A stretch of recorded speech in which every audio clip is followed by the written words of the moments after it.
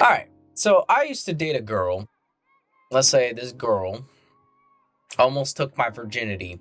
Full emotional roller coaster. Opened Pandora's box. Now, to keep everyone's name in secret and make sure I don't expose them on the internet, I'm going to call her Olivia. Not Olivia Munn, just Olivia. All right. Olivia was a beautiful woman. Long, flowing black hair, light skin, Asian, Filipino, Japanese mix. Olivia was like that type of girl that dated all the guys during middle school that you were friends with. That's the type of girl I was dating at the time. And some of them she had gotten very intimate with. And we're talking like 14, 15 years old, and like intimacy is already happening. Hormones are raging. I got to know Olivia, I would say, back in high school. And I can recall the time where, I was chilling, doing my own thing. And somehow, I don't know how I got to know her. I just know her just from one instance when I was in high school, around ninth grade. Olivia comes out of nowhere and she's like, "Hey, let me grab your arm real quick." And I was like, "Oh, okay." This beautiful woman right next to me. I'm like, "Sure, I'm gonna do it. Let's do it. Let's go. let's let's hold hands. Let's be a couple for like 10 seconds." Right? I think she was hiding from a guy that she didn't like or something like that. And I guess we held hands and hold arm locked and everything, walking together, pretending to be boyfriend and girlfriend. And she's like, "All right, I think he's gone." And then I moved on and she's like, "All right, thanks, Steven." And then she just ran off, right? She just ran off. And then I was like, oh, I had a little butterflies in my stomach. And I was like, man, I like this girl. Unfortunately, I kind of just faded away and I stopped talking to her because she, got with other people. She was the beautiful woman in the school. So all the guys wanted to date her. And I'm just the kid, minding his own business, being like a little shy boy over here. I was very shy in high school, so I always kept to myself, pretty reserved. Still breaking out of them. So getting there. I'm getting there, and I was talking to my friend Naz, right? Naz and Olivia did date, and they were together for a bit. I don't know the whole gist of what happened between Naz and Olivia, but I do know that Naz and Olivia broke up. 10 years go by. Olivia comes out of the blue, and I'm minding my own business, and I'm working here at barista. I'm doing my Starbucks thing. I'm 23. I was fine. I was happy. I was doing fine. I wasn't looking for a relationship at the time. I was just minding my own business. I was doing my work. I was working hard. And even today, I'm still not really looking for a relationship. But I have those moments. I have the moments when I'm not looking. I don't know how the conversation got started, but she started talking about my boy Naz, right? Naz, my best friend for like 10 plus years. We go back. We're like homies. And she was talking about Naz and she wanted to make amends with Naz. Me and Naz talked about it a little bit. And I was like, "Yo, Olivia is talking to me and she's like trying to make amends with you." And he goes, "Nah, I don't want to talk to her." And she goes to me so she could, I'm the mediator, try to talk to Naz. And then we sit down near a park, near Vaughn's, we get a little bit close, right? And so she's sitting right there and she's like being a little bit more friendly, I would say, touchy, putting her hand on my lap. And I'm getting the butterflies. I'm like, "Oh, I like this girl since ninth grade." And I'm not going to show anything. I'm not going to make any moves because I don't know her relationship status. I don't know when she's going to go. From what I remember, she had a fiance during that time. And I think her fiance was, I don't know, I'm going to name him Andrew. Andrew and Olivia were together at the time. So I want to respect the relationship they have.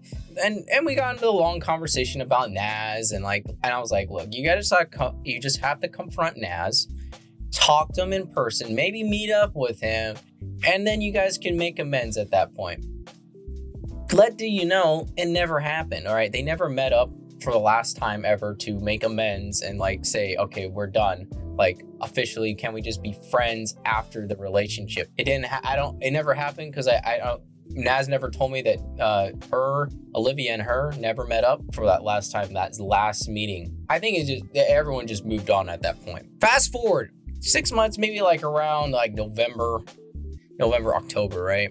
And me and Olivia started talking more. And one of the reasons she was talking to me more, I was like, okay, what's going on? Why is she talking to me more? And she recently tells me that she broke up with her fiance, Andrew. Like 3 years long relationship. I'm like, oh snaps. So now I'm thinking I could be potentially the rebound guy, right? Because things were going fast. Everything was moving quickly in terms of our relationship, and she was getting real close with me, and emotions were high. Like I was flying in the air. I was in my own space. Like I started drawing pictures of her because I was an art student. So a picture of her in an anime form, and things were like moving. And then we started talking about morals and beliefs, and things got a little weird on that point because for me, I'm waiting until marriage, right? I don't know how her morals were because I was still getting to know her. And this was, let's say we're about like a month in, maybe 2 months in our relationship at this point. And so I'm kind of like dating her at this point. And I told her, I was like, look, I've never kissed anyone. Yeah, I know, it's sad. I didn't kiss anyone until I was 23. I didn't kiss anyone. I had not had, making love with anyone. I was a pure soul, okay? I was pure as it gets. Because the one thing I believe in is that you need to make a relationship with that person.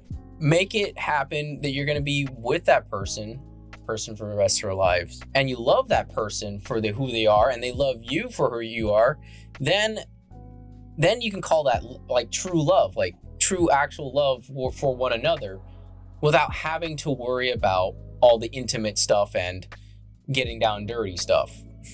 I'm trying to avoid some words so I don't actually say them. Trying to keep it PG-13 as much as I can, maybe PG. Until you get, and then when you get married, then you can make all the intimate and love that you want with that person. You get onto that conversation, and and one of the things, our morals didn't align because she had these red flags are popping up, and I'm like, all right, I understand her background. I understand she slept with some friends, right? That I knew of, that I. Uh-oh.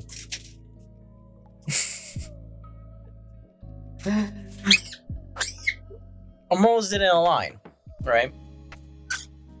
And for one, I believe in God, and she didn't believe in God. She believed in a higher being. Not to get religious or anything like on the subject, but for me, I believed in God. She didn't. We hang out another time. We're driving to Convoy, like this place where it had like food, restaurants, and everything. Hanging out. We got some ramen, and we get back to the parking lot. Things get a little bit more intimate, and I told her, like, I haven't kissed anyone in my life, and she wanted to take my first kiss. 23 years old, my first freaking kiss with Olivia. Oh man, let me tell you, it was amazing. Things were getting very, very close while in that car, and and then I was like, okay, well, we got to go back. Driving back, and we get to another parking lot, and things got more intimate. Let's say I went from first base to second base, and then we were going to third base, because it was one of the greatest experiences I've ever had with a woman. Olivia wanted more. Okay, Olivia wanted more. I was like, no, can't go any further than kissing, right? And I was like, Jesus. And then like I saw Jesus in my mind, right? Just for a brief moment. And I was like, and I stopped this woman from any more further advances. And in my mind, I was saying no, but my body was saying yes. Oh my gosh. Pandora's box had to be put away. I had to turn that key and stop it right away. And I had to stop her from opening that box because, and keep that for someone special in my life. Now you can say the argument of, was she the special one in your life? But I didn't want to go that quick. It was like 2 months, and I didn't want to jump into. And listen, I haven't like had that many intimate relationships before, besides my first girlfriend. I keep my morals high. Your morals are more important, I'd say. Well, even my friend Naz he was telling me, he's like, bro, if I was in that moment, I would have gone home run. We would have been done. We would have been going ham. And even my other friend, my friend Marcus, wanted to said, yo, I would have done that too. I would have hit that. And they're like, man, if only we had the same strength as you, Steven. If only we had the same strength as you, holding back from the lust. And I told my friend straight. I was like, look, I keep my morals high, and I want to wait until marriage. I want to make sure that I meet a person that I'm going to be with for the rest of my life. If I don't meet anyone, that's fine. It's okay. It's all good. If I do, that'd be great. Of course, now I'm getting to that point where I'm like, well, do I have to look now? Because nowadays everything's online. So I don't know. I haven't looked since then. Anyways, after that, it kind of like slowed down the relationship showtime. Maybe because of the fact that I rejected her and the full base the full home run I was gonna go with her. But things started to die. After like a while, we stopped. She got less interested in me. She didn't want to really go out as much. And I find out from another friend of mine, Anna, my other friend Anna, was telling me that she was dating another guy in LA. And from my text messages and all that stuff, I saw that she was like, I'm going to Los Angeles. I'll be back in like a week. And I was like, okay, we'll just keep texting. She was seeing another guy behind my back, and we're already like 3 months into the relationship. Eventually I find out that she's dating this other guy. Like, I get the confirmation that she's dating this other guy. She calls me, right? And I didn't pick up the phone because I was an emotional wreck at this point. I was like, man, I thought I was the one for you. I thought we were gonna like make it work, but I guess not. So the loyalty was somewhere else. That's for sure. Oh well, right? Our morals didn't align. Things fell apart. I emotionally lashed out at her. I wrote a long ass text towards her, and she was not happy about that. And eventually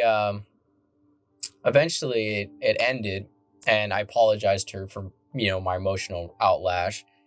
And then I saw that she was dating the other guy on Facebook, and I saw the pictures and everything, and I was like, well, I gotta move on. And I was hurt from the whole emotional experience.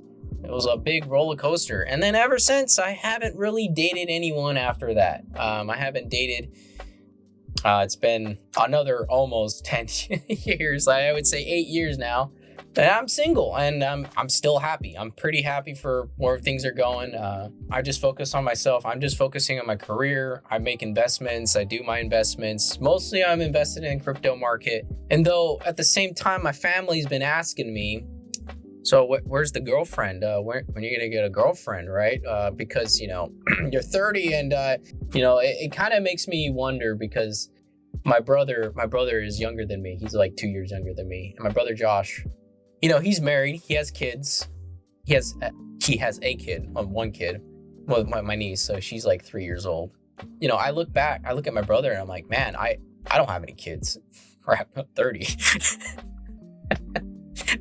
But everyone tells me I'm still young. I think that's true to an extent, but I'm like, man, I think I'm missing out. Like, I'm missing out on the kid thing, because I think I want kids eventually and later on in life. But I guess I have to that one that I'm looking for, the one I'm going to be with for the rest of my life.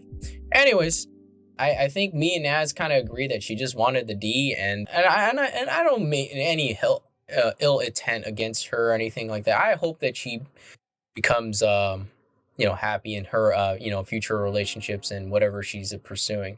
I don't want any grudges against anyone. And I learned to forgive myself, and I forgive other people, and just move on, right? And that's the most important part, is just moving on from the experience. And hopefully you don't make the same mistake twice. So anyways, talk to you guys later. Peace.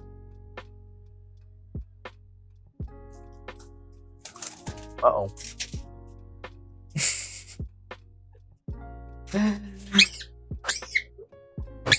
and the bird flies away.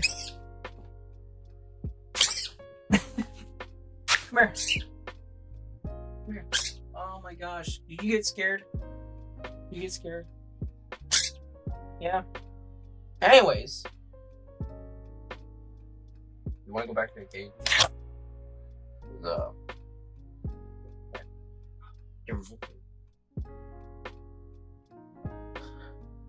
Anyways, he flew away, so I had to. He got scared in his own cage. What are you doing? You're chilling there? You want to go back to the cage? I can see your head's like tilted 90 degrees to fly back to that cage. What'd you do? Did you fall off the branch? Did you?